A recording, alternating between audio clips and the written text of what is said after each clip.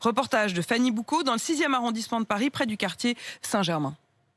Près du marché Saint-Germain, Stylianos Gregoriadis, employé du restaurant Evie Evan, est ravi de pouvoir ressortir ses tables. La salle est petite, pour piétoniser, ça va nous permettre concrètement de créer une deuxième salle à l'extérieur. C'est ça, alors en situation normale, nous on a la possibilité de mettre 2 petites tables, une ici à gauche et une à droite.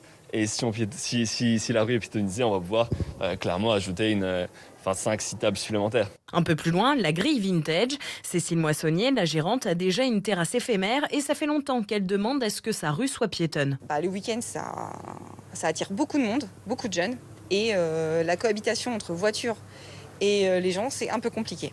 Après, voilà, nous, on attend vraiment des vraies mesures. Parce qu'on ne peut pas se mettre aujourd'hui sur une route où on ne sait pas trop si un camion de pompiers doit passer. On a toute une terrasse envahie sur une route. Qu'est-ce qui se passe? Pour certains riverains, le retour des terrasses sonne aussi le retour du bruit. Charlotte, 21 ans, habite ici depuis 3 ans. C'est un peu habitué à ce qu'il n'y ait personne dans la rue.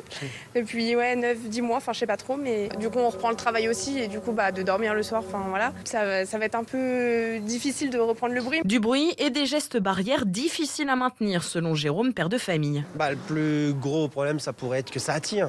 Et évidemment, quand on a des terrasses qui sont x10 en superficie, ça va faire beaucoup plus de monde.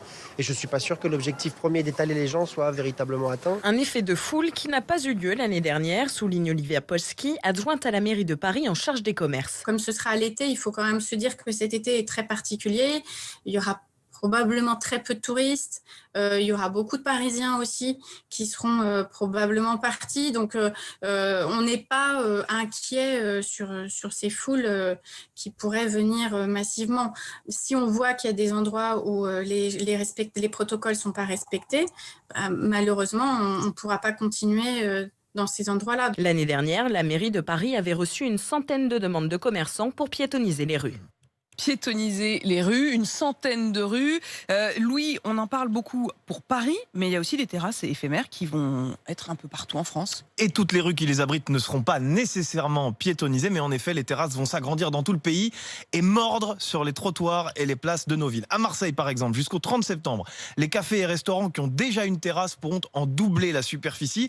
Les autres auront exceptionnellement le droit d'installer dehors quelques chaises et quelques tables. Même chose à Bordeaux, qui réédite l'expérience du premier déconfinement de l'an dernier. À Nantes, une vingtaine de rues sera réservée exclusivement aux piétons cet été, enfin un petit peu aussi cet automne, puisque l'opération va se prolonger jusqu'au 15 novembre. Davantage de policiers sillonneront ces rues, a annoncé la mairie, pour contrôler le respect des gestes barrières et les nuisances sonores pour les riverains. On peut également citer les exemples de Brest, de Lille ou de Strasbourg. Là aussi, de nouvelles terrasses plus grandes vont voir le jour dans toutes ces villes. Les autorisations sont soumises à un engagement à respecter les horaires du couvre-feu jusqu'à fin juin et à minimiser le bruit pour ne pas importuner les habitants. Tout cela pour le plus grand plaisir des Français. Selon un sondage paru ce matin dans le Figaro, 59% d'entre eux seront en terrasse dès mercredi. Oui, alors Céline nous le disait tout à l'heure, on sera peut-être en terrasse, mais avec le parapluie, parce que malheureusement, le temps ne sera pas au rendez-vous. Mais venez réagir avec nous, ces questions de terrasse. Est-ce que vous vous dites qu'au fond, c'est éphémère ou est-ce qu'au contraire, ça doit devenir pérenne?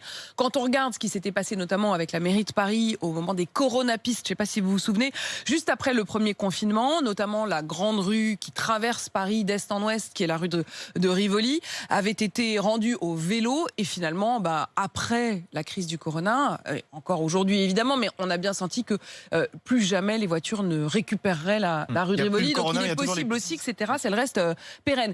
Il y a une question aussi, c'est est-ce qu'on mettra le masque sur ces terrasses? Puisque c'est la question qui commence à se poser ici même, puisqu'aux États-Unis, vous l'avez entendu et on l'entendra à nouveau dans le journal tout à l'heure, Joe Biden l'a annoncé hier fièrement en enlevant son masque. On a retrouvé le visage de Joe Biden. Il ne porte plus désormais de masque en intérieur s'ils sont vaccinés. Faudrait-il le faire ici?